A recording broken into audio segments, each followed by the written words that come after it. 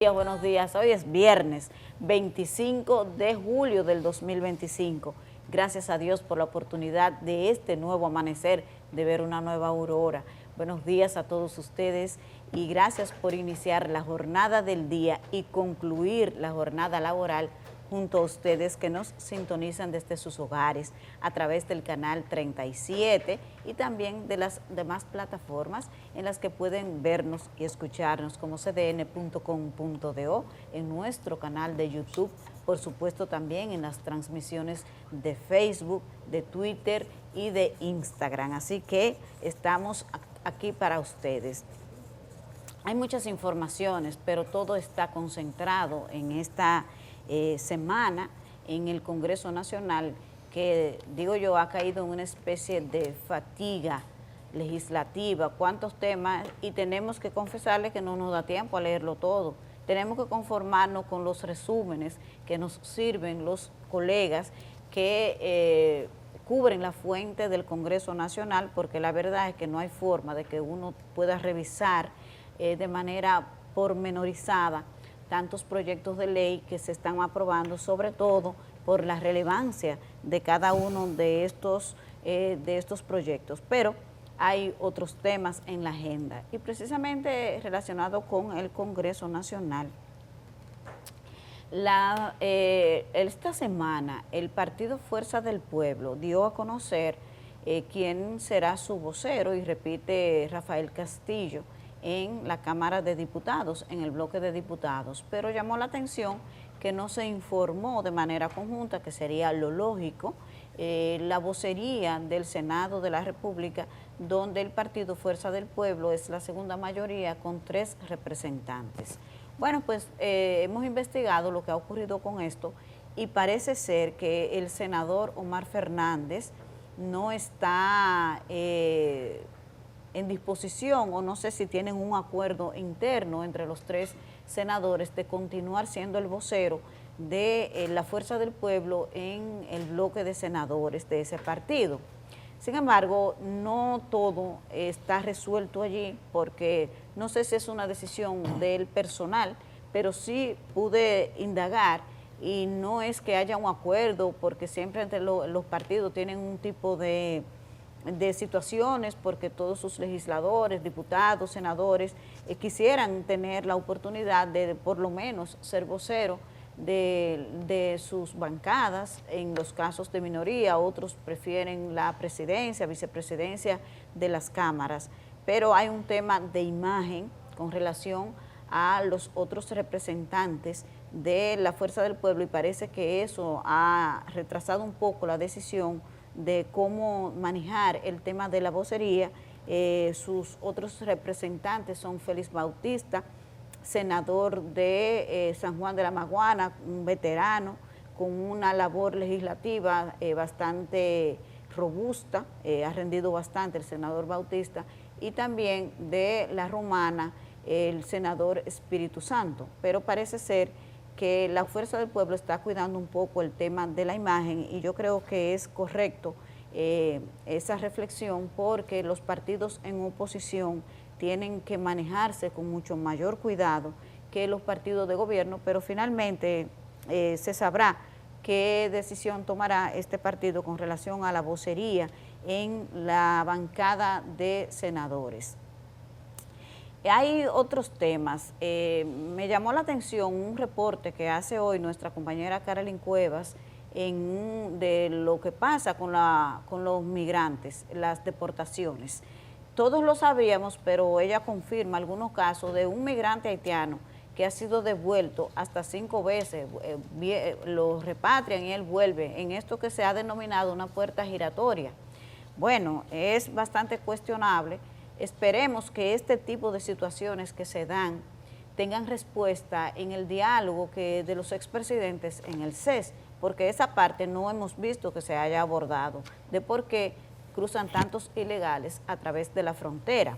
Así que ojalá que esas inquietudes y cosas que todo el mundo sabe que ocurren puedan tener explicación en el marco de este diálogo, que por cierto ya concluyó. Hoy es la primera reunión para definir la metodología del Consejo Nacional de la Magistratura. Vamos a estar a la expectativa con relación a eso. Y ayer el presidente Luis Abinader encabezó un acto muy relevante, una iniciativa que es digna de valorarla positivamente, República de Ideas, con la finalidad de que la ciudadanía en sentido general pueda aportar sobre el plan que ha lanzado el gobierno, Meta 2036, con el objetivo de duplicar el PIB hasta a ese año. Es una iniciativa loable, va a ser premiada las ideas ganadoras, y si se parte de que la inteligencia colectiva es muy superior a la particular o a la sectorial, pues hay que valorar positivamente este concurso de República de Ideas que ha presentado la Presidencia de la República. Ya para concluir, con relación al tema de la tragedia del ensanche Naco, se dio a conocer, la familia ha confirmado que el atacante tiene problemas psiquiátricos diagnosticados desde hace muchos años, dicen. Pero lo que quiero resaltar sobre esto es que hoy, como cada viernes, viene el doctor José Miguel Gómez, y el tema que va a presentarnos, que va a analizar en su participación de Despierta con CDN, es la esquizofrenia y cómo tratar este tipo de enfermedad mental. Así que les invitamos a que estén pendientes, que si tienen preguntas las puedan canalizar a través de nuestras líneas telefónicas, pero también a tomar en cuenta las sugerencias, los consejos del doctor José Miguel Gómez para tratar con este tipo de casos tan lamentables. Buenos días a nuestros compañeros de trabajo, Héctor Marte y Federico Jovina. Muy buenos días, Yanesi, buenos días, Federico, a todos los televidentes, a todos los que nos sintonizan por las diferentes plataformas desde las 7 de la mañana. Como tú dices, Yanesi, bien intenso el trabajo que se ha realizado en el Congreso en toda esta semana laboral. Cada día de la semana ha habido sesión, en ocasiones 2, en el día de hoy habrá 2 sesiones, la Cámara de Diputados y el Senado. Lo que no se puede, yo digo que los congresistas que normalmente lo acusan de vagos, y eso no es aquí, eso es un tema universal, a los congresistas lo acusan de vagos y de otras cosas, pero principalmente de vagos. Eso es universal, eso es en casi todo el mundo. Creo que al cierre de la legislatura no le cabe ese calificativo. Yo recuerdo una vez en un show de Freddy Veras y Coquín Victoria en el Mauna Loa, que yo estaba junto a mi papá, y Freddy arrancó diciendo, ¿hay algún diputado aquí? Y comenzó a buscar ahí. Ya ustedes saben, yo dije, tierra trágame, porque yo andaba con uno, yo andaba con mi papá. Pero era por eso, era porque él, para advertir que le iba a dar duro, y así fue. Y eso pasa en casi todo el mundo. Pero los congresistas son expresiones de nuestra sociedad. Yo sé que hay de todo, y sobre todo en el Congreso nuestro, con el voto preferencial, son representantes de la sociedad, hay de todo.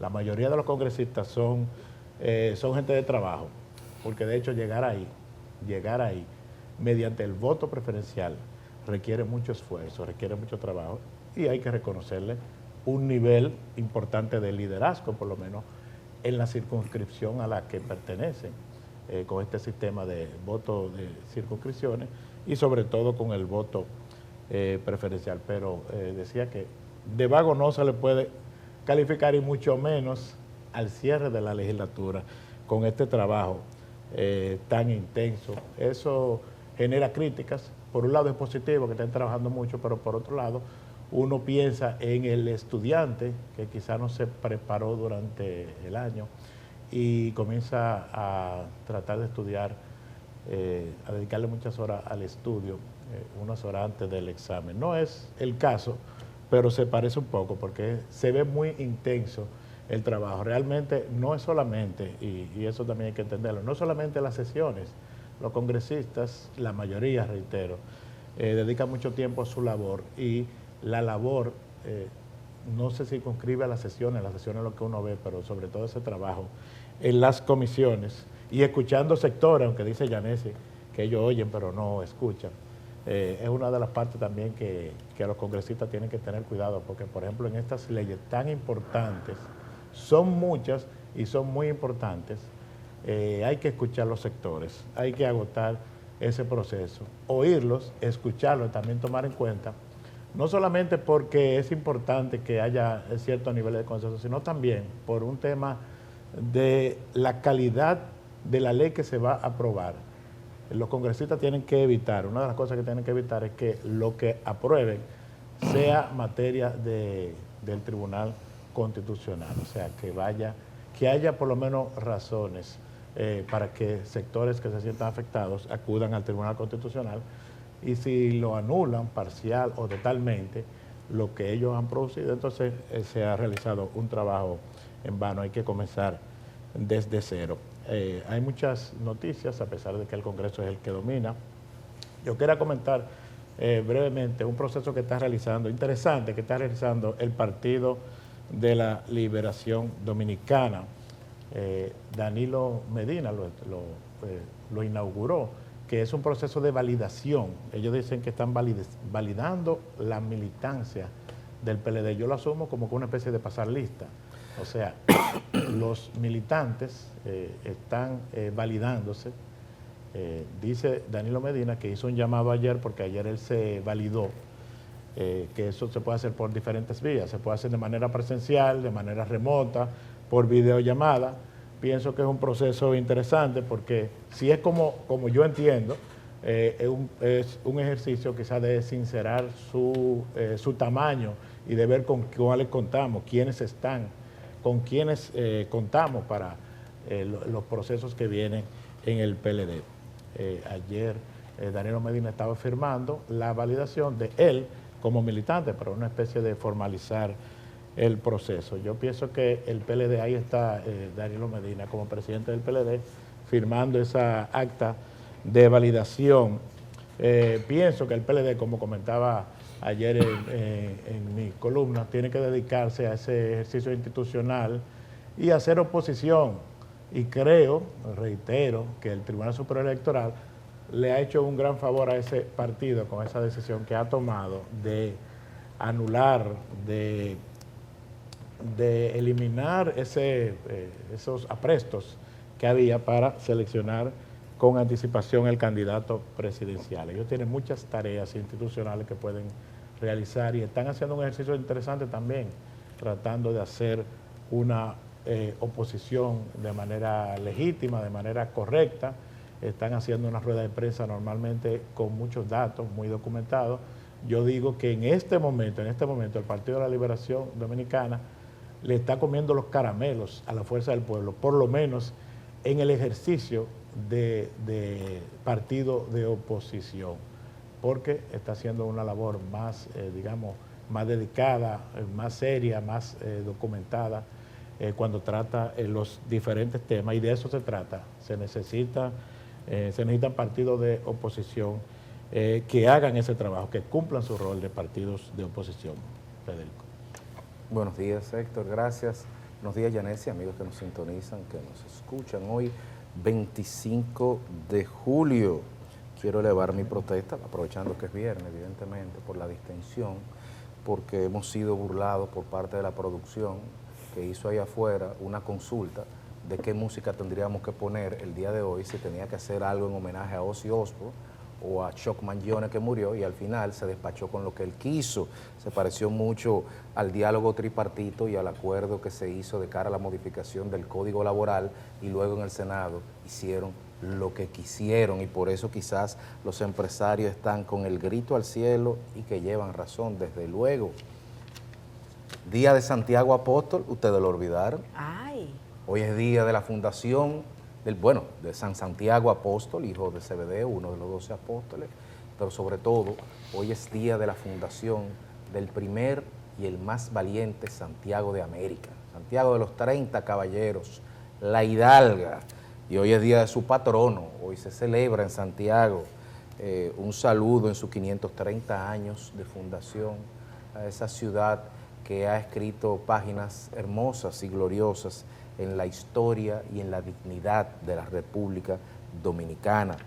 Dice el presidente, parece que se está pegando la moda de hacer anuncios, de que se van a hacer anuncios. ¿Ah, sí? Ya esa moda está trascendiendo los océanos, y dice el presidente Emmanuel Macron que en septiembre él va a reconocer al Estado palestino. Yo entendería que ya es un reconocimiento implícito, pero él en la Asamblea de la ONU dice que va a reconocer al Estado palestino. Veremos qué pasa de aquí a septiembre. A lo mejor lo acusan de antisemita y le suben aranceles. Veremos. La política internacional se está caldeando y se está poniendo interesante. Vivimos tiempos de cambio o cambios de época. En Estados Unidos, el gobierno federal ha demandado a la ciudad de Nueva York por el tema de bajo el alegato de que interfiere el Estado de la ciudad de Nueva York, recordemos que es un sistema federal, los Estados Unidos, en la implementación de las políticas migratorias del gobierno central, del gobierno federal. Es interesante cómo Estados Unidos nos muestra, y quizás desde aquí no lo podemos aquilatar, pero cómo nos muestra cómo los conflictos entre los diferentes poderes del Estado se dirimen en los canales institucionales de ese Estado. El presidente Trump puede poner todos los tweets que quiera y puede publicar todo lo que quiera, pero no se pierde en lo claro. A la hora de hacer la acción correcta y puntual dentro del ordenamiento constitucional de ese país, va a los tribunales a hacer valer los derechos que él entiende que tiene el Estado federal. Cátedra de gobernabilidad y separación de poderes da a Estados Unidos una vez más.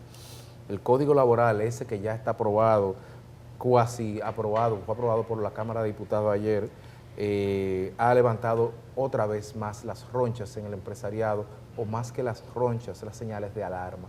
La pregunta es si necesitamos un código antes de que cierre la legislatura, o la sociedad necesita un código para el 2025. Esa es la pregunta que está ahí.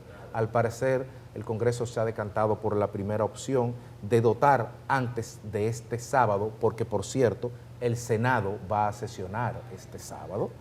Ellos van a aprobar el Código Penal, los diputados, el día de hoy en segunda lectura, se lo van a enviar al Senado a la hora que sea el día de hoy, y mañana ellos van a sesionar un sábado. Ojalá pusieran la mitad del empeño que han puesto en estos dos códigos a contracorriente en materia de, por ejemplo, de seguridad social, que tiene 20 años guardada la ley sin revisión, porque la que se hizo fue un pequeño parcho. Pero bueno, ese es nuestro Congreso y esta es nuestra sociedad. Y a propósito del trabajo que han hecho nuestro Congreso, me sumo a todos los comentarios de ustedes, simplemente señalar, en último lugar, que la reforma a la ley de residuos sólidos, de coprocesamiento de residuos sólidos, estuvimos viendo ayer con la gente de la zona Ore, ha levantado ronchas en todos los sectores de la República Dominicana. En los sectores que generan empleo, que generan riqueza y que pagan impuestos. Porque me permito recordarle al Congreso que el Congreso y los congresistas no son los empleadores de los empleados privados de este país, ni son los que generan impuestos, ni los pagan, ni crean riqueza. Entonces, los sectores que hacen eso, como la asociación, como Codopyme, y no hay que decir lo que representan las pymes en la República Dominicana, en la arquitectura financiera y en el aparato productivo, como Azonahores, como la Cámara de Comercio, como la IRD, que ha levantado señales de alarma, como ADOCEN, la Asociación de Productores de Cemento, que también ha levantado la alarma. Todos los sectores que tributan han levantado las alarmas y las alertas sobre esta ley, que lo único que falta es que el presidente coja un bolígrafo y la firme y la promulgue. Y le están diciendo con sobrada razón al presidente, presidente, no se deje engañar, revise bien eso, no necesitamos una ley, necesitamos un nuevo acuerdo que garantice sostenibilidad. Pero si usted cree que eso es un tema solamente de empresarios, me permito decirle lo siguiente, en esa nueva ley, todo el que tiene una compañía en este país, una SRL, todos que tenemos SRL, que pagan 500 pesos de impuestos por concepto de residuos sólidos, de 500 usted que me está mirando va a empezar a pagar 3,000 pesos anuales. ¿Para qué?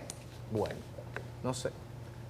Yo creo que muchas personas deberíamos sumarnos a la protesta en contra de esta ley que ha sido festinada Desde el mes de enero hasta el mes de julio, el Congreso pudo agotar en contra de todos los stakeholders, de todos los sectores involucrados, una ley. ¿A beneficio de quién? Algún momento se sabrá. Mientras tanto, la última palabra está en el despacho del presidente de la República, Luis Abinader, y sabremos si la promulga o la objeta, si está a favor o en contra de ese atropello jurídico. Buenos días. Pasemos ahora a las noticias que nos va a dar nuestra compañera Carolyn Cuevas, que están en las portadas del periódico El Caribe y de CDN.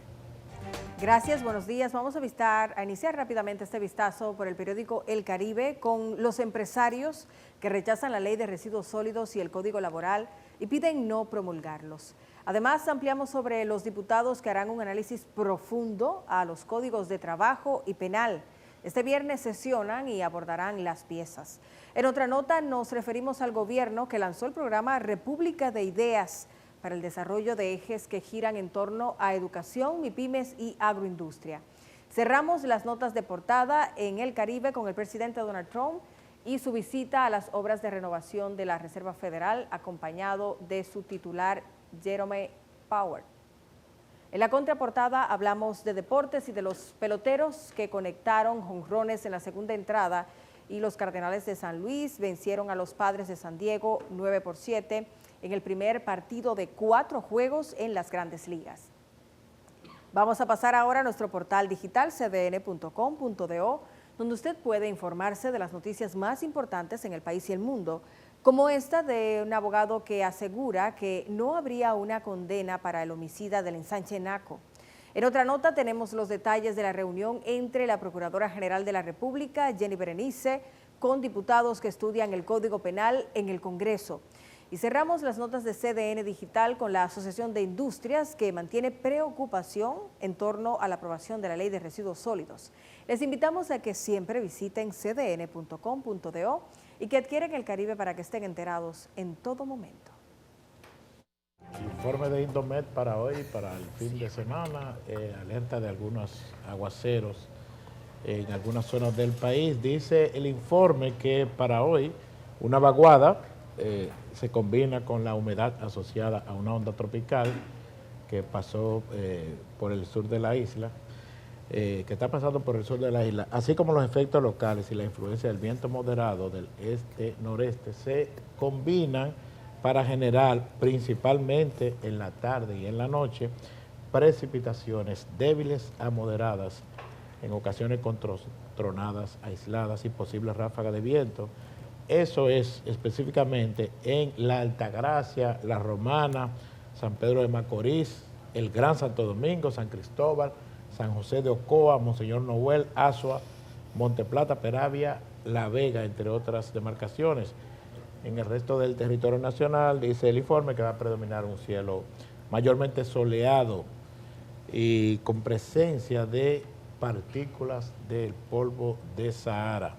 Para mañana, desde la madrugada, el informe de Indomet prevé la ocurrencia de chubascos aislados y aguaceros en distintos municipios de la provincia de la Altagracia, El Ceibo, Atomayor, Samaná, Duarte, Sánchez Ramírez y María Trinidad Sánchez, entre otras cercanas, producto del arrastre de humedad influenciada por el viento.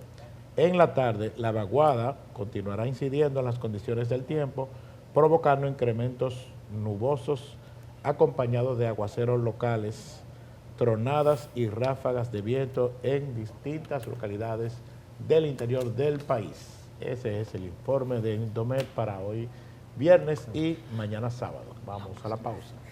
Bueno, estamos de regreso en Despierta con CDN. Son las 7:31. Tenemos que pasar a las principales informaciones del día, especialmente que están encabezadas. Ustedes ven la portada de todos los diarios y están encabezadas por la repulsa del sector empresarial a las intenciones del Congreso de aprobar el Código Laboral sin escuchar, sin tomar en consideración las observaciones que ha hecho el sector empresarial, y también de la reforma a la Ley de Residuos Sólidos, que lo que está ya es a ley de que el Poder Ejecutivo promulgue la ley que modifica esta iniciativa del 2020. Entonces, representantes de más de un centenar de organizaciones empresariales encabezadas por el Consejo Nacional de la Empresa Privada y la Confederación Patronal de la República Dominicana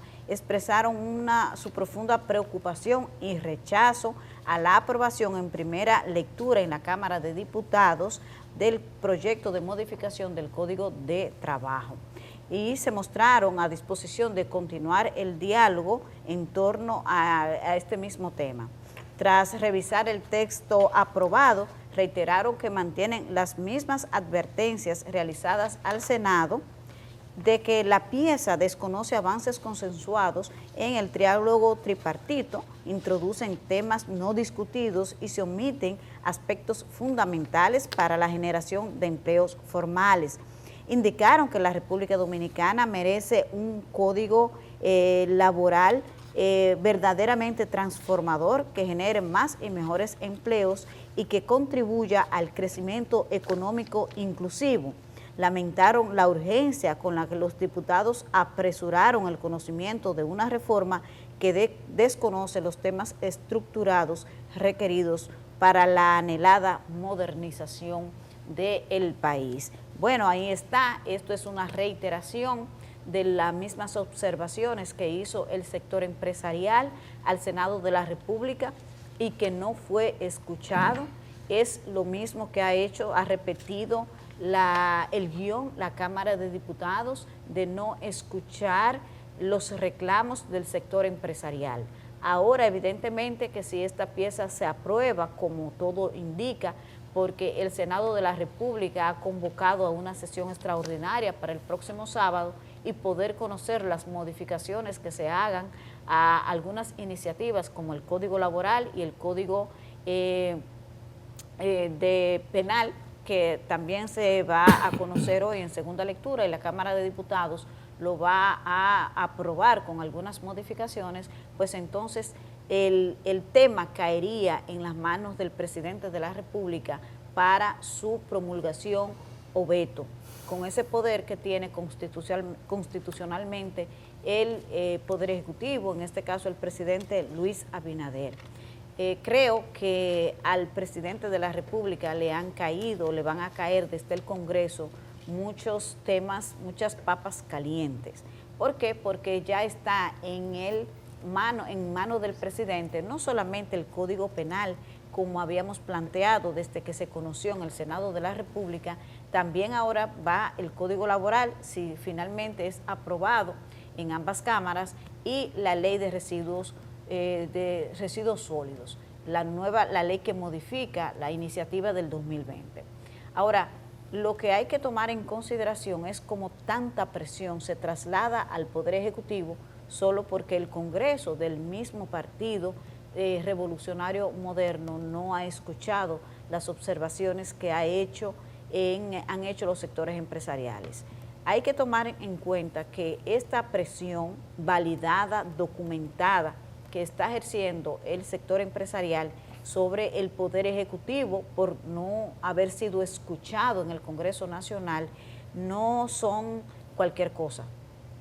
Hay que tomar en cuenta que es gente que se dedica a estudiar los proyectos, que hace observaciones puntuales, que pone los pros y los contras, que te genera argumentos de por qué las cosas no pueden ser como se han planteado, y te pone, son los sectores productivos, como decía Federico, son los que tributan, son los que generan empleo, y simplemente hacerse sordo, ciego y mudo ante los requerimientos del sector empresarial y hacer un ejercicio vano de pasarela de que estamos escuchando cuando en realidad estamos oyendo, los estamos trayendo aquí, recibimos sus documentos solamente para un tema de formalidad, sin irnos al fondo de lo que se está planteando.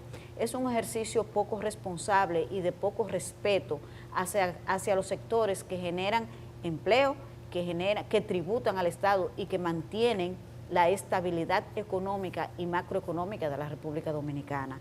No es un ejercicio serio, y me disculpan los congresistas, necesitan ser mayor transparencia en estas discusiones, porque definitivamente que no es agradable que usted se tome la molestia de documentar sus observaciones, que a usted se le llame, se le siente, primero un diálogo tripartito, se acuerda una cosa, ahí se desconoce y luego hacen lo que quieren allí, de nuevo se le llama, usted va y plantea lo que piensa y simplemente en el fondo usted descubre que no hay un ejercicio serio de escuchar y tomar en cuenta el planteamiento que se está haciendo. No es un ejercicio de transparencia el que está haciendo el Congreso con relación tanto a la ley que modifica la legislación de residuos sólidos como el Código Laboral. El Congreso simplemente, voy a decirlo así, está relajando al sector empresarial, no lo está tomando en serio. Con relación a esa misma preocupación que señalabas de la Asociación de Industria de la República Dominicana con el tema de la ley de residuos sólidos, la Asociación Dominicana de Productores de Cemento Portland hizo un llamado al presidente Luis Abinader a reconsiderar las recientes modificaciones a esta ley de residuos sólidos tras considerar que la sostenibilidad operativa se pone en riesgo. Raiza Álvarez nos dice por qué en la siguiente historia. La Asociación Dominicana de Productores de Cemento Portland expresó mayor preocupación ante la aprobación en única lectura este miércoles de la reforma a la Ley de Residuos Sólidos por el Senado de la República. Aseguran el artículo 20 de esta ley que establece la obligatoriedad de las empresas productoras de cemento a usar combustibles derivados de residuos para los hornos cementeros pone en riesgo la sostenibilidad operativa de la industria, lo que podría incluso afectar al consumidor final. Este artículo implica para nosotros, nos coloca en una posición de desventaja, porque al obligarnos estaría poniendo en riesgo la sostenibilidad operativa de la industria del cemento, puede tener una implicación en el tema de nuestros costos de producción y esto al final termina reflejándose en el consumidor final. Y es una preocupación porque todo esto conlleva una cadena que puede afectar al final la economía, como está la economía del país. De acuerdo a Yulisa Báez, directora ejecutiva de ADOCEM, la industria cementera en el país no está preparada para operar bajo estos procesos, señalando que en otros países donde ya está establecido este sistema, corresponde a un engranaje entre las industrias y el Estado. Para las empresas eso implica inversiones significativas, porque tienen que hacer un proceso de transformación en sus hornos, procesos que van desde adecuar estos hornos para la alimentación de esos combustibles. Esos combustibles deben de tener unas condiciones técnicas específicas, incluso diferenciados por empresas, o sea, no todos los hornos de las empresas cementeras son iguales y hay condiciones químicas y todo eso tiene que adecuarse. Eso tiene inversiones que son significativas que la industria tiene que hacer de manera inmediata para poder cumplir con la ley de ser aprobada. Ya aprobado por el Senado de la República, el proyecto pasa a manos del Poder Ejecutivo, por lo que la asociación apela nuevamente a que el jefe de Estado tome en cuenta las preocupaciones del sector. Muy respetuosamente abocamos a que pueda, ¿verdad?, como ha hecho en muchísimas otras ocasiones, analizar a profundidad este proyecto de ley. Creo que los diferentes sectores hemos levantado la mano con tiempo, hemos estado planteando nuestras preocupaciones y es simplemente escucharnos. Otro de los aspectos preocupantes en la industria del cemento y el sector empresarial en general, incluidos en la Ley de Residuos Sólidos, es el tema de los incrementos de las contribuciones, que de acuerdo a Báez carecen de base técnica. Raiza Álvarez, CDN. Y sobre este mismo tema de la Ley General de Gestión Integral y Coprocesamiento de Residuos Sólidos, la Asociación de Industrias de la República Dominicana también ha emitido un documento señalando varios aspectos que cuestiona de esta pieza. En primer lugar, indica la organización algunos artículos relativos a cuestiones de índole técnico que se mantuvieron en la iniciativa, dice la ARD, contradicen criterios transversales sobre derecho de la competencia, así como mejores prácticas en la gestión de residuos a nivel internacional, como el principio de jerarquía de los residuos y el principio de separación en fuente, ignorados en diversos artículos. El documento establece además que no se ha considerado el compromiso económico que implicará en su momento la entrada de Duquesa a esta ecuación e indican que esa discusión en su momento tendrá que retomarse. Entonces, Bueno. como hemos visto, en estas observaciones de diferentes sectores a este proyecto hay de todo, porque fíjense que mencionan omisiones, pero también un esquema injusto, o sea, desigual. También establece una serie de pagos sin tomar en cuenta el criterio, por ejemplo, de la cantidad de residuos sólidos que se emita, sino supuestamente por un criterio de rentabilidad de las empresas. Son puntos muy concretos que han señalado las diferentes entidades y no se pueden estar equivocando todas estas entidades sobre este proyecto. También el hecho, y eso aparece en todas las críticas, el hecho de que se estimulan prácticas monopólicas. ¿Qué significa esto? Que si esta ley es aprobada, es materia, como yo decía ahorita, que advertía de que hay que aprobar estas leyes con cuidado para evitar que vayan a parar en la Luperón con 27 de febrero y no en la Junta Central Electoral, sino en el Tribunal Constitucional.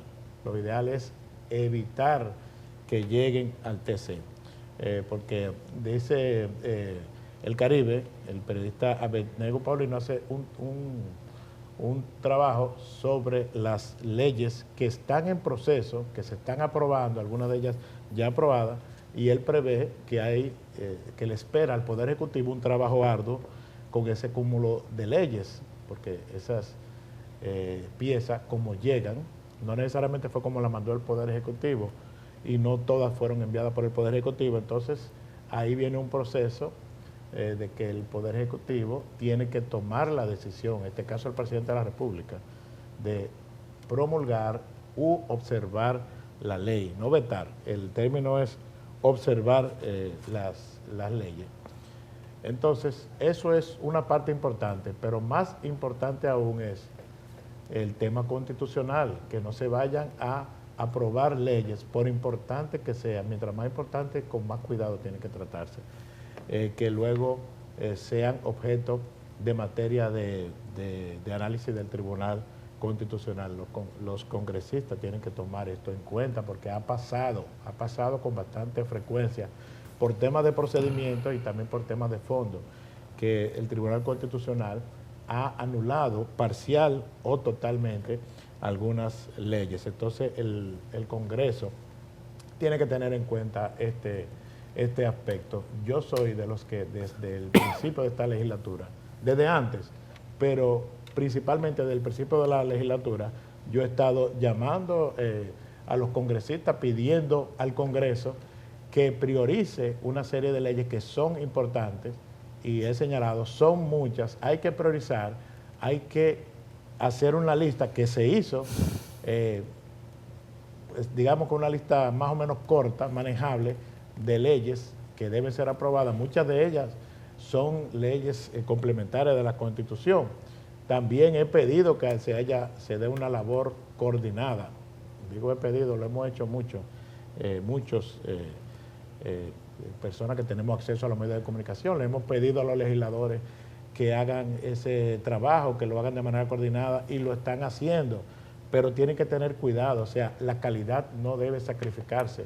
Tienen que ser leyes que sean positivas, que se realicen con el procedimiento adecuado, que tengan el impacto positivo que deberían tener y que no sean en materia de que vaya a ser conocida en el Tribunal Constitucional, porque entonces el trabajo vuelve a cero. El trabajo que se hizo, el trabajo que todas estas horas que le han dedicado los legisladores, entonces sería tiempo perdido. Miren, en un país donde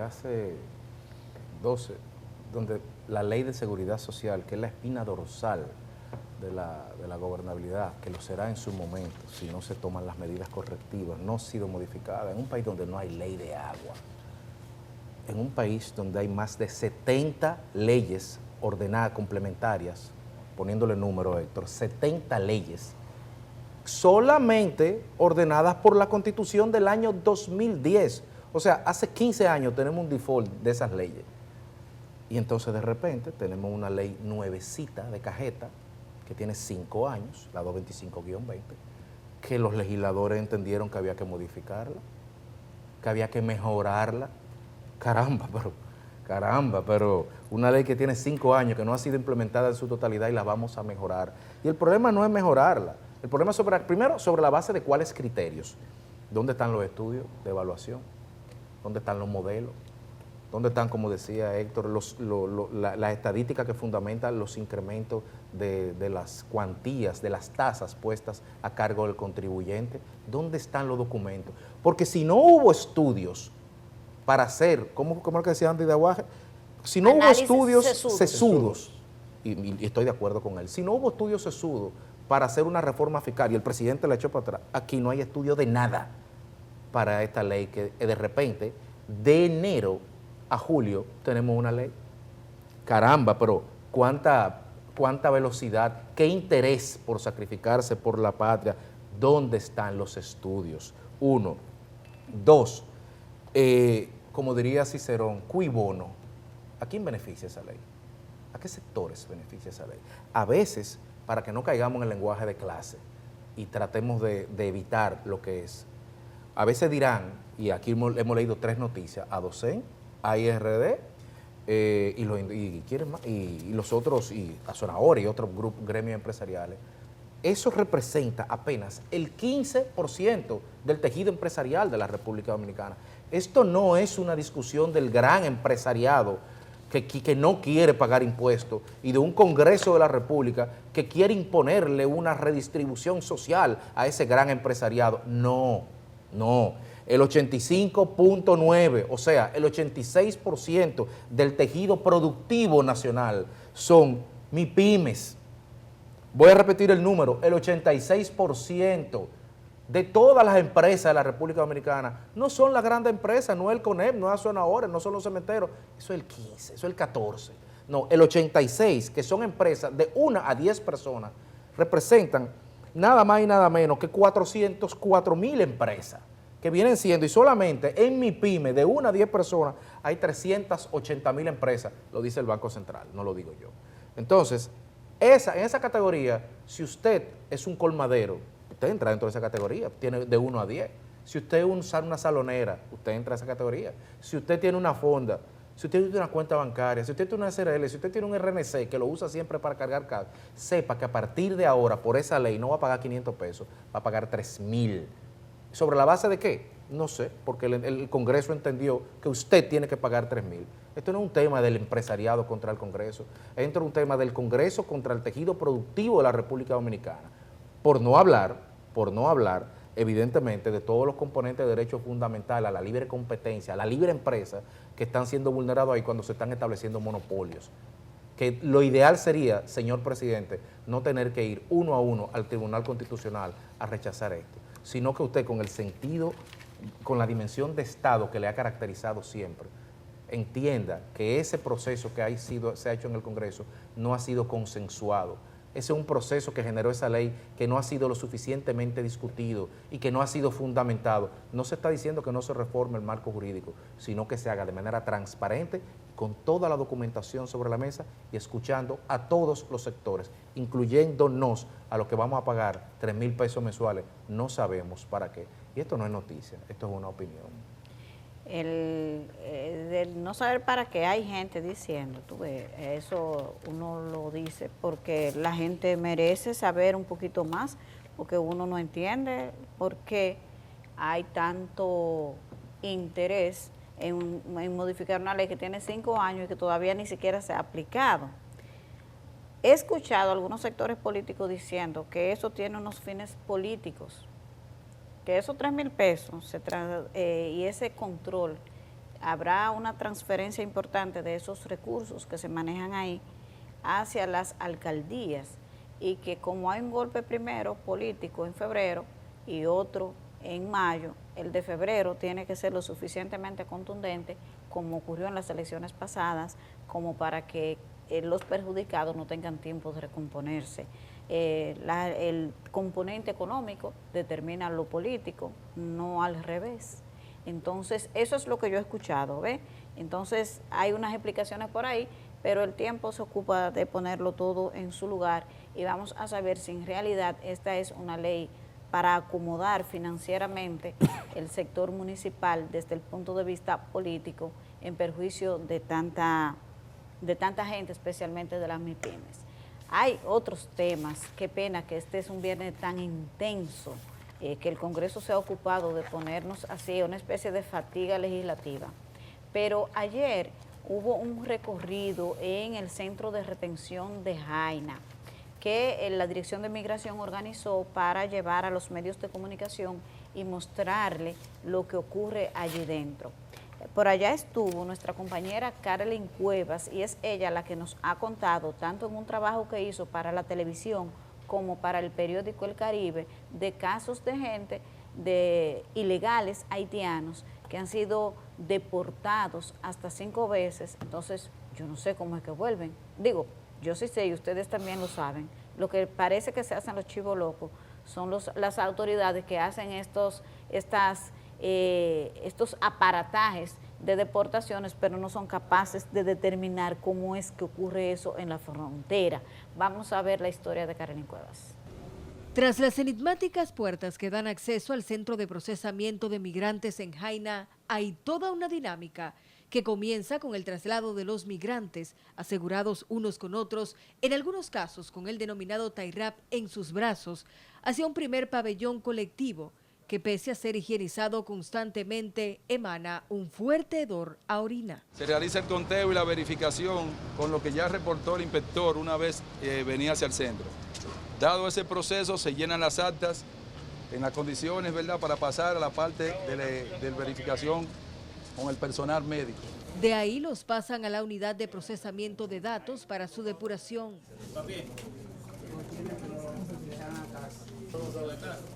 Tal como ocurre con este migrante, el personal de migración pide identificarse, toma sus huellas, firma y realiza una verificación de ser necesario por reconocimiento facial.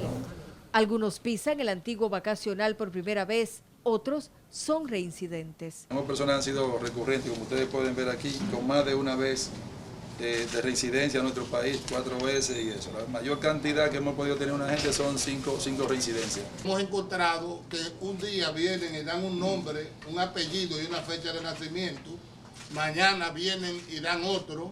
Entonces nosotros ahora estamos exigiendo, en esos casos, buscando una documentación que valide realmente la identidad. Completada la depuración, al migrante le esperan 2 opciones. Una, aguardar en estos pabellones con muros de concreto y colchonetas hasta ser deportados en un plazo de 24 horas.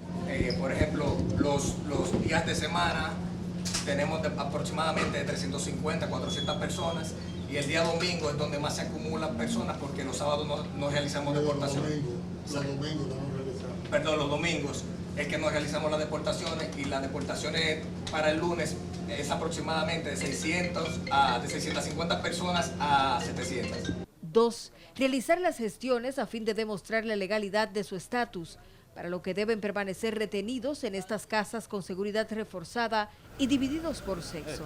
Donde vienen las embarazadas. Cuando se trata de menores de edad y embarazadas, el tratamiento conlleva mayor cuidado, según las autoridades, que informaron se trabaja también en un protocolo de atención en salud mental a raíz del caso del estadounidense que murió en las instalaciones. En el proceso hacemos la indagación del lugar, buscamos los medios correspondientes de comunicarnos con sus familiares y trabajar con ellos para hacer lo que es la reunificación familiar. Migración además anunció la integración de unos 465 agentes en agosto, con presencia en 19 provincias. Estas interdicciones en los próximos meses tendrán un incremento. En todo el complejo se observan cientos de motores, bultos amontonados y las antiguas camionas arrumbadas en una zona, mientras equipos pesados trabajan en la futura ampliación del centro. A la fecha, la Dirección de Migración ha deportado a más de 300.000 migrantes indocumentados desde que iniciaron estos operativos en octubre de 2024. Carolyn Cuevas, CDN. Gracias a la incorporación de mecanismos tecnológicos como el tema de la biometría, captura de I, toda la data biométrica, se puede pues determinar cómo hasta un extranjero ha sido deportado 5 veces. Y uno se pregunta cómo, y sabemos cómo, pero simplemente me voy a referir a un caso puntual que está ocurriendo en la ciudad de Nueva York ahora mismo. Se recuerdan cuando estuvimos el lunes comentando los 2 dominicanos, que de hecho fue citado por Trump, los 2 dominicanos que hirieron a un oficial de la Policía Estatal de Nueva York en el rostro. Uno de ellos, el señor Mora Núñez, dijo la secretaria de Estado la secretaria de Seguridad que había reingresado ilegalmente en abril del 2023. Entonces yo le digo a ustedes, si un dominicano puede entrar 2 veces y 3 veces ilegalmente a Nueva York, que está a 3.000 kilómetros de distancia, con un océano por el medio, ¿qué no será un ciudadano haitiano para llegar a la República Dominicana? Lo sorprendente es que solamente venga 5 veces. O sea, es un drama recurrente. Y con relación a este tema del centro de vacacional de Jaina, de la Dirección General de Migración, miren, ahí se están dando mejoras sobre la marcha, en el sentido de que las mejoras, las implementaciones, las readecuaciones, es en el día a día mientras se está haciendo el trabajo. Usted no puede, como el metro de Villamella, decir, para por 5 días que voy a empañetar. No, eso tiene que ser sobre la marcha. Eso por un lado, eso impone una precariedad, pero también tensiona lo que es la planificación y la disposición de recursos, porque la Dirección General de Migración no puede planificar en términos presupuestarios, inclusive en términos del plan anual de trabajo, a cuántas personas va a tener el día de hoy, cuántas camas necesita, cuántas raciones de comida. Yo no sé, porque cuando las guaguas salen, yo no sé con cuántos haitianos vienen.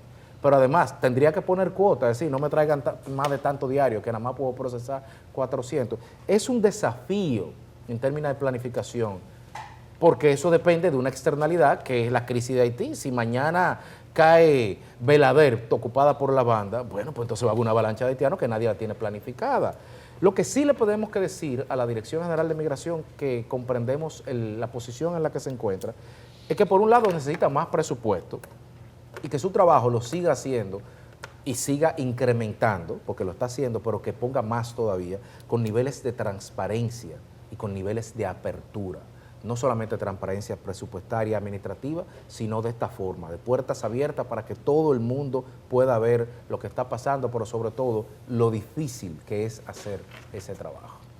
Ese recorrido que el director de Migración encabezó junto a varios periodistas, invitó a la prensa a ese recorrido para que vean el centro, llamado antes vacacional, prevacacional, obviamente no tiene nada como, aunque se haya mejorado, pero obviamente no puede ser llamado vacacional. Es el Centro de Procesamiento Migratorio de Jaina. Entonces, Carolyn Cuevas, como buena periodista, buscó la noticia. Obviamente, Migración quiere que se destaque y se destacó, tanto en CDN como en el Caribe, el mejoramiento de las condiciones y también las inversiones que el director de Migración mencionó en diferentes aspectos que son evidentes, pero es muy posible que usted conozca casos de haitianos indocumentados, que usted vio que se lo llevaron, un día se lo llevó a Migración, eso pudo haber ocurrido ahora, hace años, y después usted vio a esa misma persona meses después, en el mismo lugar donde lo había visto antes, trabajando en el edificio donde usted vive, por ejemplo, por citar un posible caso. Eso ocurre con bastante frecuencia. Un deportado que después usted lo ve en el mismo sitio que lo había visto antes, haciendo la misma labor. Se supone que eso es una de las cosas que debe cambiar y debería estar cambiando, porque cuando el presidente anunció las 15 medidas, entre ellas está el aumento de la deportación, como se ha visto, pero también el reforzamiento de la frontera y el reforzamiento de medidas para evitar el ingreso. Y eso pasa, aunque no lo diga explícitamente en la lista de las medidas, eso pasa por una supervisión a los supervisores. O sea, hay que supervisar a quienes supervisan el proceso, porque no se trata de que sea más caro o más difícil entrar, sino que no se pueda entrar, que sea prácticamente imposible, no vamos a decir imposible, pero que sea mucho más difícil entrar y no que sea más caro, porque también se dice eso, que a medida que se endurece la medida, pues entonces se mantiene la corrupción, se mantiene el peaje, pero aumenta la tarifa. Hay que reconocer el esfuerzo que se está haciendo, porque es muy evidente, el director de Migración mencionaba lo que se ha invertido, no vamos a decir cifras, porque eso no dice mucho, lo que se ha invertido en mejorar las condiciones de ese centro, lo que se ha invertido en vehículos, en equipos, y eso es muy evidente porque usted lo ve en la calle. Usted antes, estoy seguro que no veía tantos vehículos de migración haciendo redadas. Recuerdo que era una queja, lloraba muchísimo el antecesor no el antecesor, el primer director de migración del gobierno del presidente Abinader, Enrique García. ¿Tú te acuerdas, Yanesi, que él iba, estuvo aquí en Despierta con CDN y en otros espacios quejándose, primero de cómo encontró migración, que yo siempre dije que él estaba exagerando, porque él decía que había un par de vehículos para hacer la labor nacional, o sea, labor en el territorio nacional. Y yo siempre dije, pero el profesor, que fue mi profesor en la universidad, el profesor Enrique García como que está exagerando, porque está hablando de unas precariedades y como que la está ampliando. Pero ciertamente la situación ha cambiado radicalmente, porque usted lo ve, usted ve en la calle los equipos, ve los movimientos, ve los vehículos, más allá de esa cifra que pueda dar el director de migración o el gobierno, es muy evidente que se está invirtiendo, que se están destinando recursos para mejorar, para intensificar la labor que debe realizar migración, pero también para mejorarla y para mejorar las condiciones. Así es. Bueno, ya vamos a la pausa. Recordarles que vamos tras la pausa con la conversación con el doctor José Miguel Gómez, que viene cada viernes, y que hoy el tema es la esquizofrenia y sus consecuencias. Tengan pendiente que vamos a poner en pantalla las líneas telefónicas para que puedan hacer sus preguntas, pero sobre todo estén muy pendientes de las orientaciones del doctor José Miguel Gómez. Ya volvemos. Y como todos los viernes vamos a hablar de salud mental. Ya está con nosotros el doctor José Miguel Gómez y el tema ya lo ha adelantado Yanesi, la esquizofrenia y sus consecuencias. Buen día, doctor, bienvenido. Buenos días, ¿cómo están ustedes? Doctor, la sociedad, y no solamente en sentido colectivo, sino hasta individual, nosotros todos, está consternada con este trágico hecho que vimos a mitad de semana en la Torre del Dorado, en Naco, donde una persona con presuntos problemas, digamos, mentales, no sé si lo estoy diciendo bien desde el punto de vista técnico correcto, pues le dio muerte a otra persona, hirió a 5, 2 de los cuales están en gravedad, dijo el ministro Atala. Y entonces sobre eso que sale la siguiente pregunta, el tema de las enfermedades mentales, el espectro de esas enfermedades que está en la sociedad, el 2% de esquizofrenia, se habla de estadística, pero ¿cuál es la realidad y cómo debemos manejar esa realidad? Y esto concretamente es un caso puntual, ¿o es un caso que se puede inscribir dentro de patrones conductuales típicos de esa enfermedad? Mira, buenos días. Estamos todos consternados y preocupados. La familia ha expresado que este joven tenía más de 10 años en tratamiento por una enfermedad por esquizofrenia. Parece ser que había sido diagnosticado. Los psiquiatras sabemos que la esquizofrenia es una enfermedad grave, crónica, deteriorante, una enfermedad que altera el pensamiento, que altera la conducta, que altera las emociones y que por tanto lleva a la disfuncionabilidad. Y es preocupante porque apareció en este joven en una edad temprana.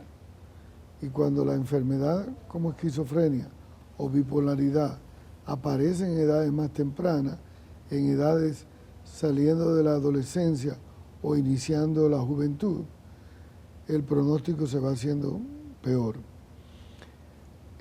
La violencia, que es lo que preocupa a la ciudadanía sobre hechos de violencia y enfermedades mentales, es apenas un 5% de los enfermos mentales que se tornan violentos. Y la causa de tornarse violento, hay 3 condiciones: o abandono de medicamentos, no tomarse los medicamentos, no tener seguimiento psiquiátrico, no permanecer dentro de la supervisión psiquiátrica o la fiscalización familiar, o si hay algún abuso de sustancia. El 1% de la población en el mundo tiene probabilidad de padecer esquizofrenia. Y esto es importante porque la esquizofrenia aparece, como decía, en edades tempranas, es más frecuente en hombres que en mujeres, es una relación de 3:1, y la esquizofrenia se presenta como en fases.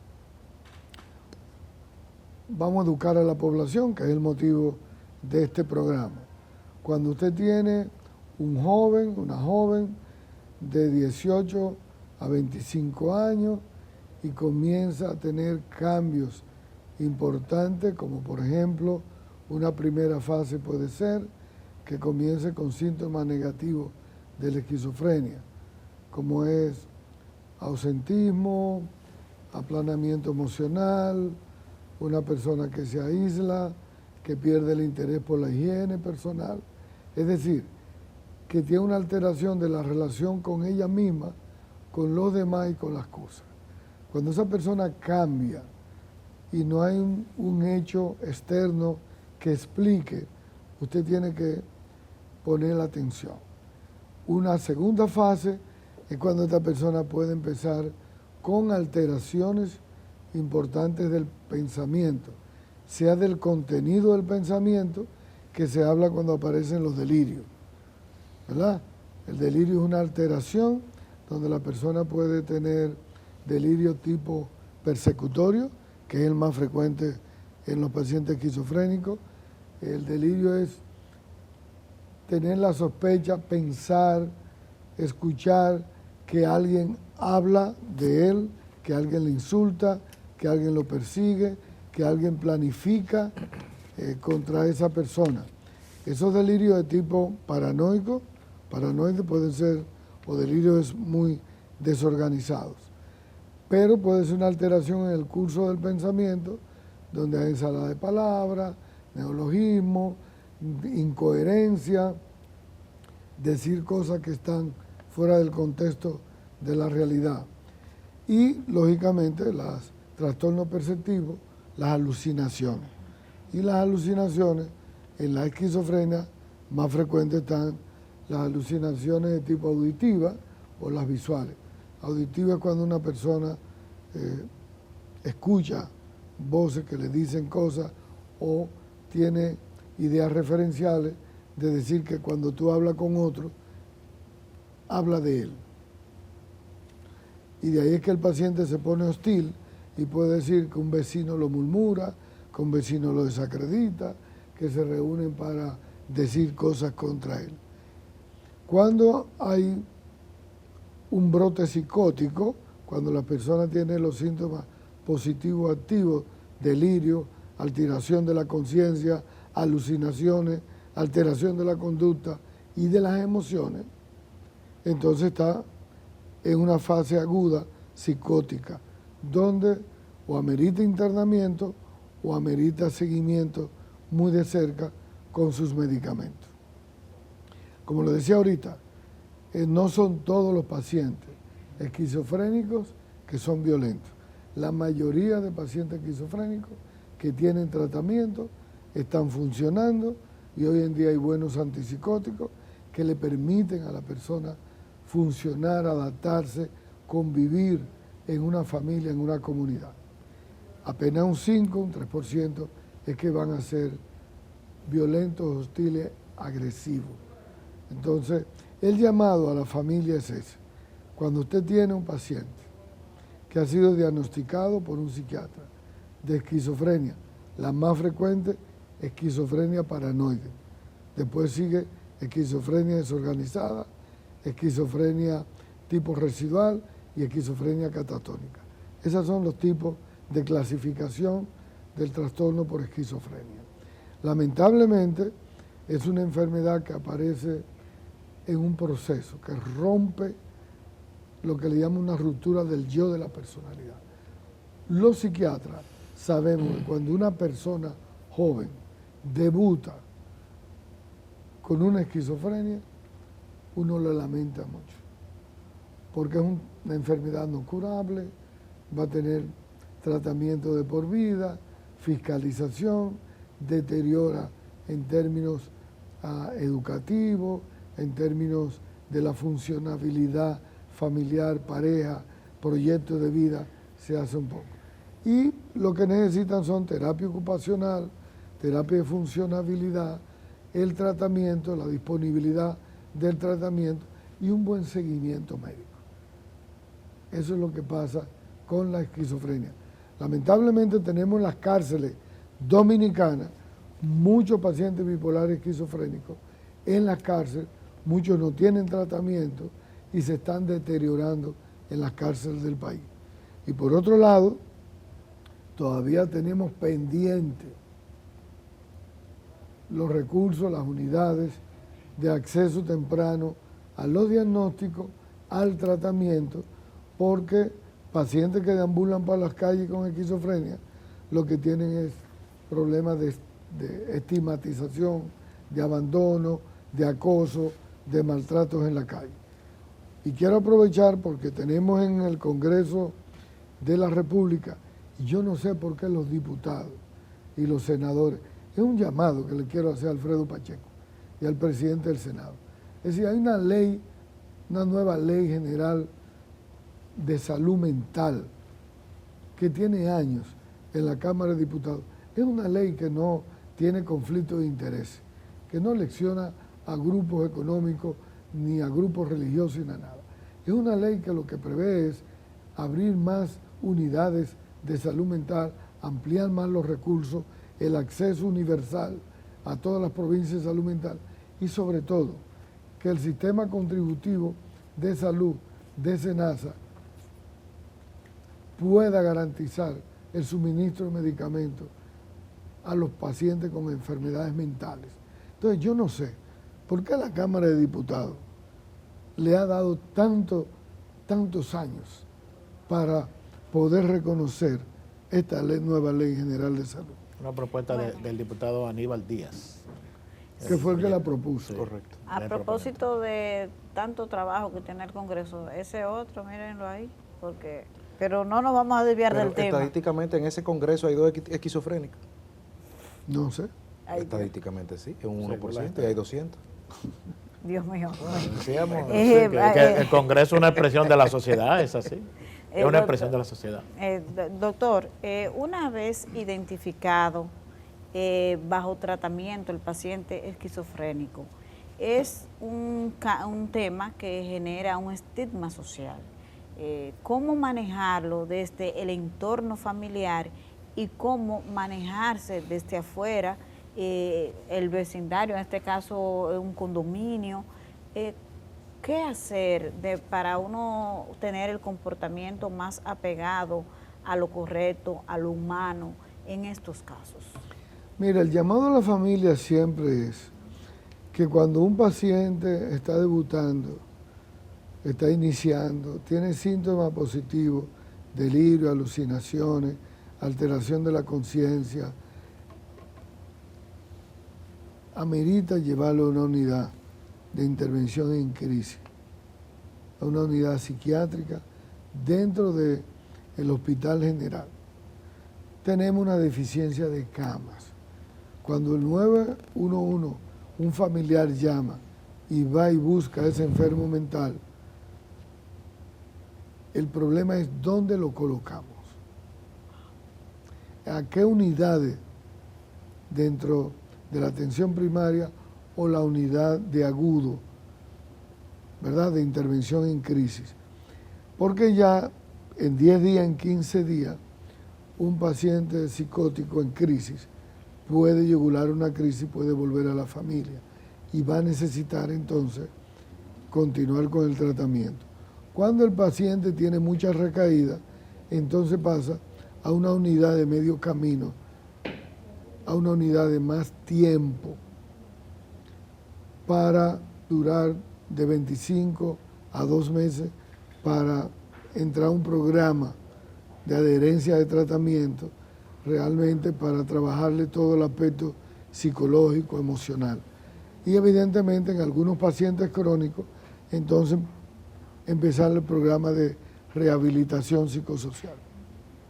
El gran problema es que la mayoría de medicamentos antipsicóticos, los nuevos, que tienen pocos efectos secundarios, son medicamentos costosos. Estamos hablando que un tratamiento de 30 días con antipsicóticos, algún inductor del sueño, en una familia pobre, representa de 30 a 40 mil pesos. Entonces, muchas familias no pueden comprar el medicamento, no tienen el acceso al medicamento, y entonces el paciente deja de tomarlo o los abandona, y ahí vienen las recaídas. Y ahí que viene el problema de que cuando la comunidad lo ve en crisis o lo ve deambulando sin propósito por las calles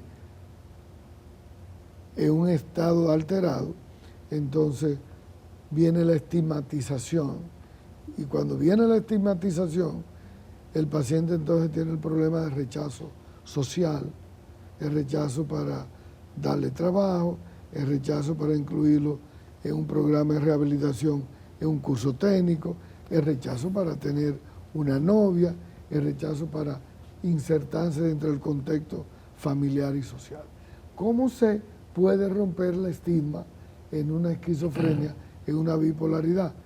Con buenos seguimientos de tratamiento, reinserción temprana a la familia, a la comunidad, es de la única forma que usted puede trabajar el estigma y trabajar sobre todo la reinserción social en estos pacientes. Doctor, más allá de ese estigma que usted señala, desde el punto de vista bioquímico, científico, la provisión de la medicación apropiada en la constancia, en la frecuencia, en la calidad, el acompañamiento del círculo afectivo, puede garantizar en qué nivel que una persona con estas condiciones de esquizofrenia pueda desarrollar una vida, digamos, normal, como una persona que pueda tener su pareja, que pueda tener sus hijos, que tiene una condición psiquiátrica, pero que es manejable, o necesariamente ese lastre condiciona aleatoriamente su vida?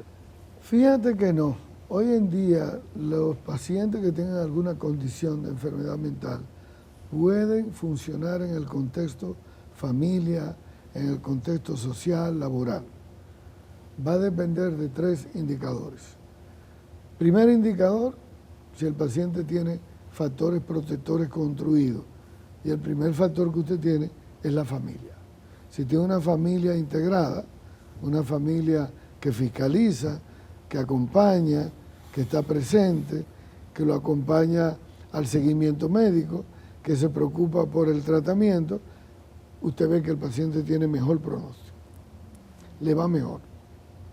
Si tiene una pareja, por supuesto, si tiene hijos, también la familia lo acompaña mejor. Si antes de la enfermedad mental el paciente ya había terminado una carrera técnica o profesional o tenía un nivel de ocupación, la reinserción laboral social es más fácil. Porque el aprendizaje lo tiene ya. Correcto. Si el paciente tenía pareja antes, también es mejor. Es otro factor protector. Y si el paciente tiene o pertenece a una comunidad religiosa, profesional, social, cultural, y tiene interrelaciones sociales, el pronóstico mucho mejor. Por eso es importante la medicación y facilitar que el paciente mantenga el contacto con el entorno social, que no se aísle, que no lo dejen en soledad. Fíjate que la diferencia del avance de la psiquiatría, de la psicofarmacología, es lo que rompió los manicomios y aquellos enfermos con grilletes que tenía Pinel allá en la Salpêtrière de París, cuando el siglo pasado les rompieron los grilletes y sacaron los enfermos mentales a las calles. Es decir, el cierre de los manicomios paulatinamente para humanizar el servicio en salud mental y crear las posibilidades de que estas unidades de salud mental estuviesen dentro de los hospitales regionales, como hay unidades de cardiología o de ginecología o de ortopedia. Es para buscar la facilidad de que no le violen los derechos a los enfermos mentales como los violaban antes en los manicomios que los tenían asignados y el paciente se cronificaba y duraba años. Ahora no, ahora con la nueva farmacología de los tratamientos, un paciente a los 15, a los 21 días está reinsertado, está en la comunidad y tiene medicamentos que hoy no lo sedan ni lo tumban y puede ir a su trabajo y puede ir a la universidad. Pero el gran problema es este. Y yo pienso que ahora ese joven que está en una unidad de salud mental con psiquiatra, el Ministerio Público va a requerir un diagnóstico, una evaluación psiquiátrica, la van a hacer los psiquiatras que lo atienden, le van a hacer ese diagnóstico en 72 horas, 5 días, se hace un buen diagnóstico en salud mental, se le hacen pruebas de droga para ver si hay algún abuso de sustancia y se le hace un buen historial con la familia para que aporte datos del tiempo, de la evolución de su paciente y lógicamente se le somete al Ministerio Público esa documentación. Ya el Ministerio Público determinará si lo dejan en una unidad de salud mental o si va a una cárcel con algún nivel de tratamiento y de seguimiento. Eso es lo que se hace. Bien, creo que tenemos una llamada. ¿Tenemos una llamada? Buen día. Adelante. Bueno, buenos días para todos. Le habla Francisco Marte, de aquí de La Romana. Una pregunta para el doctor. Doctor, una persona normal puede sufrir de esquizofrenia por algún evento que le pase en un momento determinado. Los detonantes, y gracias por su llamada y la colaboración de siempre,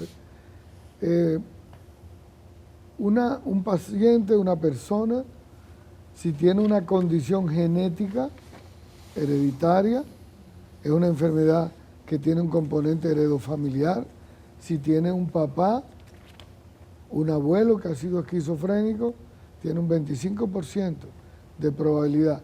Cuando son ambos padres, puede tener un riesgo mayor. Entonces, si una persona tiene una condición biológica, un factor de riesgo genético y tiene un factor estresante importante en su vida, puede disparar un brote psicótico. Si esa persona también abusa de sustancias psicoactivas, drogas, mayormente las drogas estimulantes, cocaína, anfetamina, puede esa droga disparar su sistema dopaminérgico, la dopamina, que es el químico que tiene más que ver con esquizofrenia, y puede producir delirios y alucinaciones. Es decir, por eso cuando una persona tiene un componente genético, hay alguien en su familiar, es buena la psicoeducación. Educarle y decirle, hay unas condicionantes, evitemos los factores estresantes, evitemos el abuso de droga, marihuana, cocaína, anfetaminas y alcohol. Bien, tenemos otra llamada. Buenos días. Díganos su nombre y de dónde nos llama, por favor. Buenos días. ¿Su pregunta? Sí, buenos días. Sí, buenos Adelante. días. Adelante. Buenos días a todos. Adelante con su pregunta. Muchas gracias, doctor. Doctor, seguimos insistiendo a los pacientes psiquiátricos que por qué Sí, doctor, ¿por qué los pacientes psiquiátricos estamos luchando todavía con que no han sacado de las boticas populares el antipsicótico, que el único que teníamos era el haloperidol? No sé por qué. Claro, las boticas populares ya no es la misma de años y años atrás, que estaban abastecidas de medicamentos. Es muy poco lo que usted puede encontrar de ellos, pero a nosotros los psiquiátricos nos han sacado a nivel nacional, doctor, y no le estoy exagerando, el único antipsicótico que se llama haloperidol. Ayúdenos, por favor, que se lo vamos a agradecer. Muchas gracias, y su programa es muy interesante y yo lo escucho, lo veo todos los viernes y está bien acompañado. Muchas gracias. Muchas gracias. Mira, lo que él acaba de decir, él es un vocero, usted ha sido un vocero de hablar del corazón y del alma, de la situación de miles de familias en República Dominicana.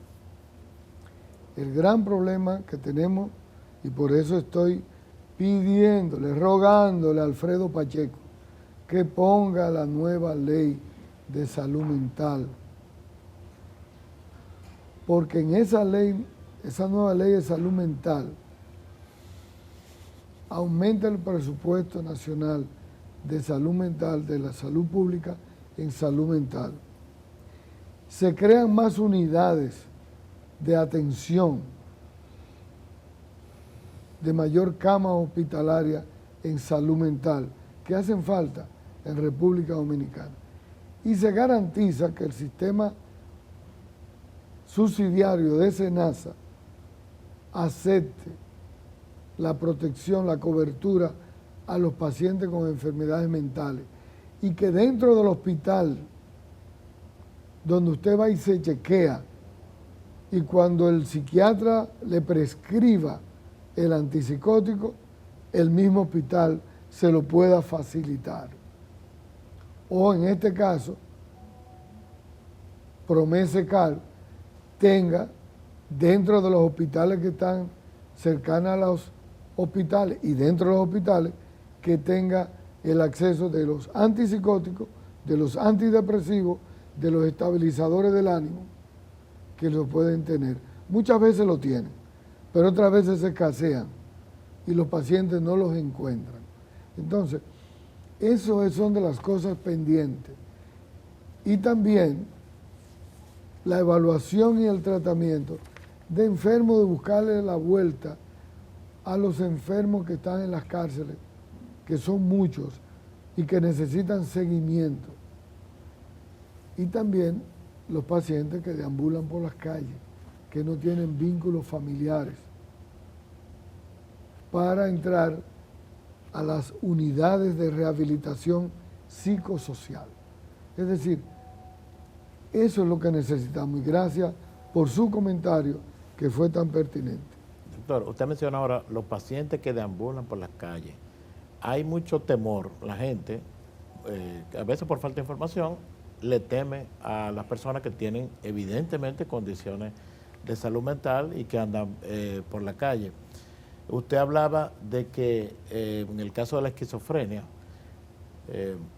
no era tan frecuente que tengan episodios de agresividad, pero también usted en 2 ocasiones mencionó la importancia del medicamento. Entonces decía, una persona, un paciente medicado no debería tener ese tipo de episodios. Ahora, el que está deambulando por la calle no está medicado. Entonces son justificados los temores de la gente de que cuando una persona así piensa que puede tener un episodio de violencia, de agresividad. Los pacientes psicóticos que deambulan por las calles, que la mayoría son esquizofrénicos crónicos o bipolares crónicos, o pacientes con epilepsia o con una condición neuropsiquiátrica, y al no tener vínculo familiar, el paciente se queda viviendo en la calle.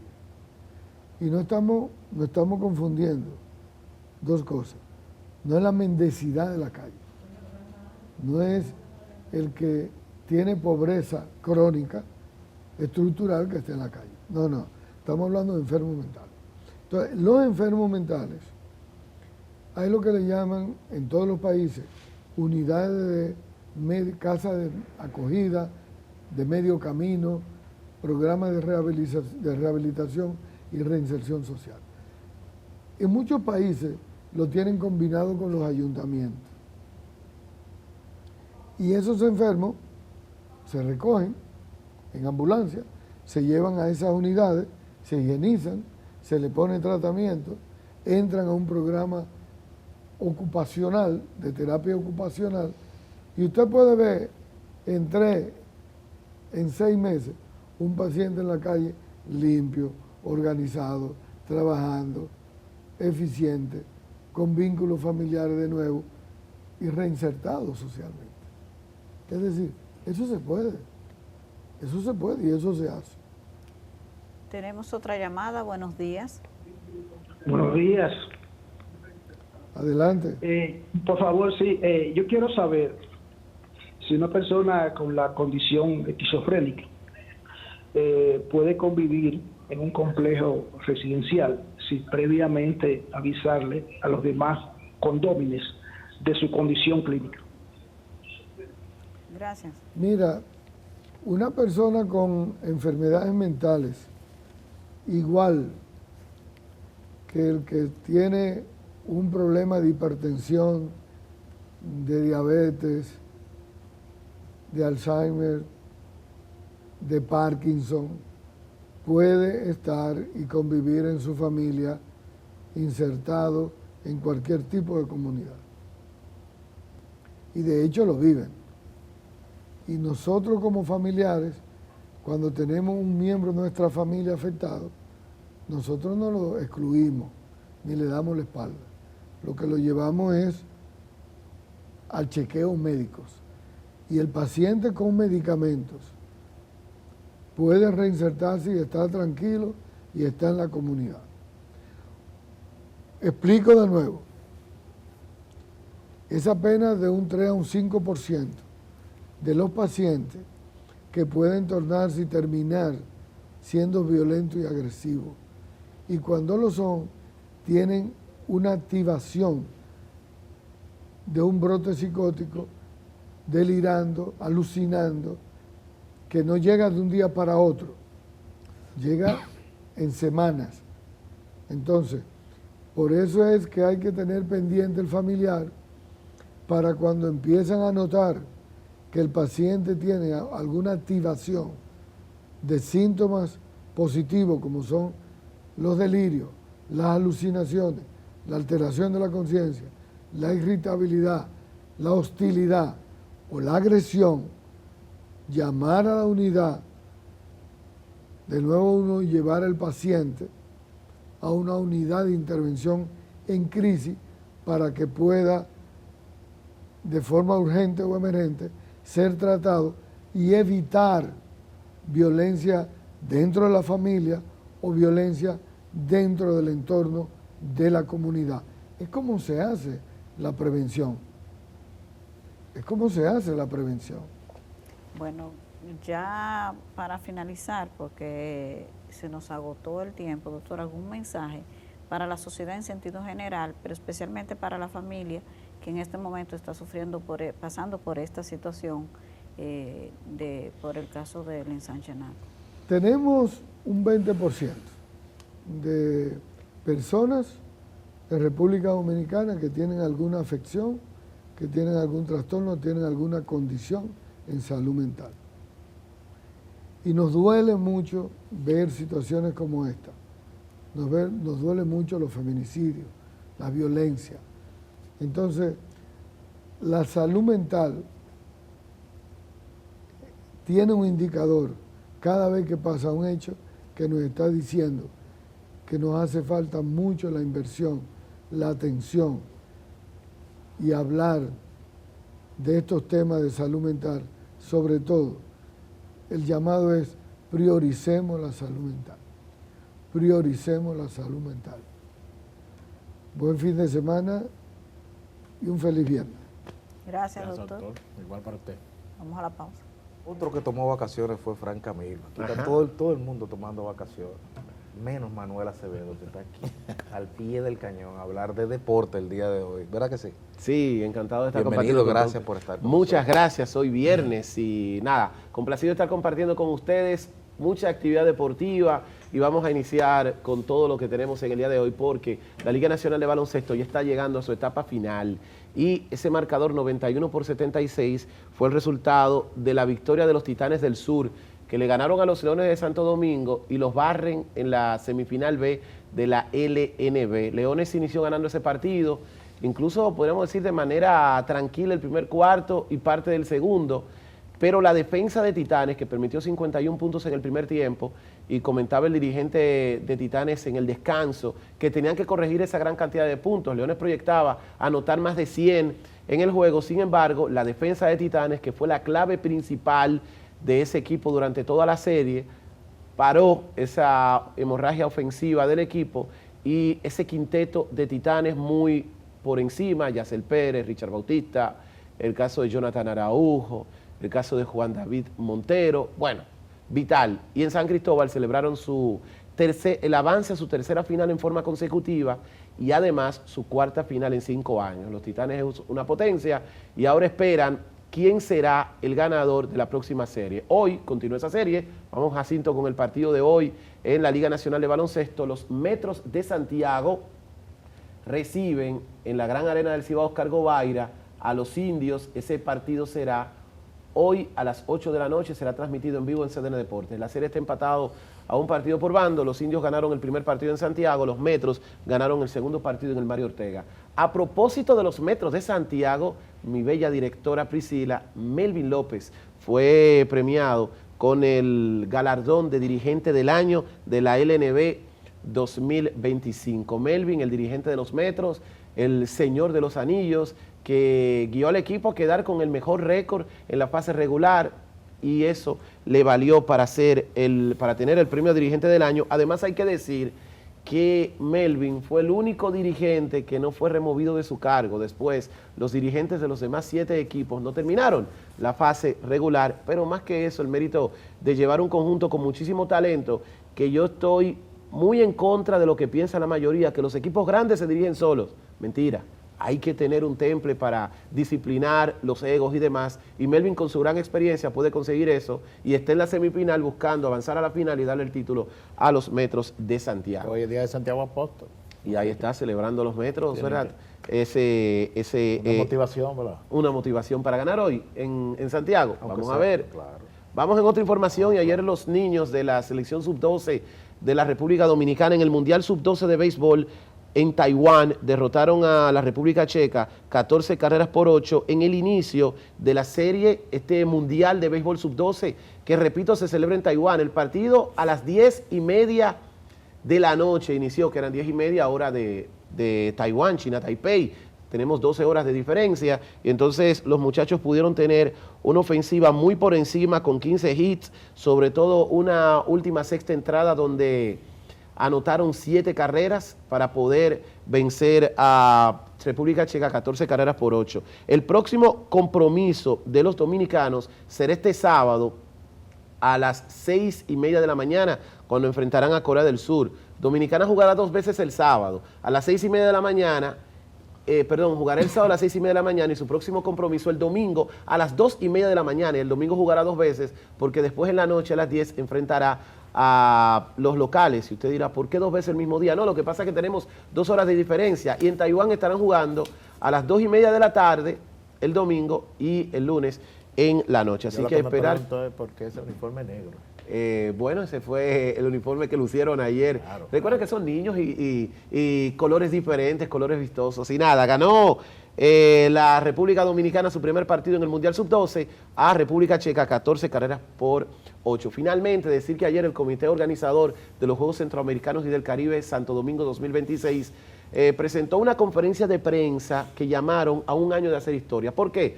Porque los Juegos inician el 24 de julio del 2026 y este jueves 24 de julio 2025, a 365 días, ellos quisieron iniciar un conteo regresivo mostrando todo lo que está pasando. En imágenes podemos ver cómo estaban las instalaciones deportivas antes y cómo están ahora. Es el pabellón de esgrima, ya hay otras instalaciones inauguradas, además se anunció la posible fecha de entrega de instalaciones deportivas. Ahí está José Monegro, el presidente del comité organizador de los Juegos, que conversó con nosotros para CDN Canal 37 en directo este jueves y habló de que la agenda va como se ha pautado por el comité organizador, y eso fue confirmado por Luis Mejía Oviedo, presidente de Centro Caribe Sport, que es el máximo organismo de los Juegos, que también dijo que están complacidos incluso que Santo Domingo podría terminar antes de la fecha pautada. También de eso conversó Garibaldi Bautista, presidente del Comité Olímpico Dominicano, y Kelvin Cruz, el ministro de Deportes, que también destacó el apoyo que el gobierno del presidente Luis Abinader le ha dado a estos Juegos. Así que esperamos que todo continúe así, que tengamos unos juegos grandes como se esperan, porque hay que decir que estos juegos van a celebrar los 100 años de la organización, esta franquicia de Juegos Centroamericanos y del Caribe. Esos 100 años se celebrarán aquí en República Dominicana. Señores, feliz viernes para los padres, feliz Día del Padre este fin de semana. Ay, Dios mío, el domingo es el Día de los Padres. Gracias, Acevedo. No nos dice producción que van a celebrar el Día de los Padres este domingo. No, que el evento va. Ahora, quiero felicitar a Multimedios del Caribe y a doña Amelia y a todo el equipo de mercadeo, porque ayer realizaron la actividad de Multimedios del Caribe el Día de los Padres. Sí, quedó muy bonito todo. Felicidades a todos los padres que disfruten su domingo, tienen muchos regalos, muchas promociones, y es un día que, contrario a lo que ustedes dicen, sí, la gente lo tiene muy pendiente. No, es verdad, no sean así. Estoy de acuerdo contigo, y además yo, que tuve unos abuelos maravillosos y un padre extraordinario, que están los tres en los brazos del Señor, yo le hago honor a mis padres todos los días, pero sobre todo este domingo, con el legado que ellos dejaron conmigo. Excelente, amén. Felicidades a los tres y a todos ustedes también, disfruten hasta el lunes.